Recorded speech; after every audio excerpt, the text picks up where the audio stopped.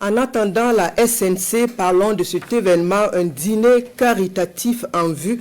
C'est avec le Rotary Club Ouagadougou Yenenga. Nous allons en parler dans cette édition avec la présidente du club. Bienvenue, Madame Maryse Kéré.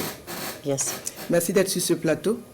Vous organisez un dîner caritatif, comme je l'ai dit tantôt, c'est en faveur des enfants. Nous allons en parler davantage. Dites-nous quand est-ce que ce dîner est prévu et quel est l'objectif principal de cette activité? Alors, ce dîner est prévu pour ce samedi 28 mars à la salle des banquets de Ouaga 2000 à 19h.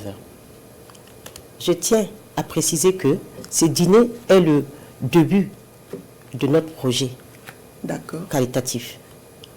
L'objectif est de collecter des fonds, faire des levées de fonds pour l'hôpital pédiatrique sur la prise en charge des enfants atteints de cancer. Il faut dire que samedi 28, c'est demain. C'est ça.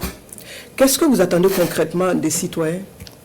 Une mobilisation collective, une contribution de tout genre et aussi une participation à ce dîner. Et à qui seront destinés les fonds collectés? Les fonds collectés seront destinés à l'hôpital pédiatrique Charles de Gaulle pour la prise en charge des enfants atteints de cancer. D'accord.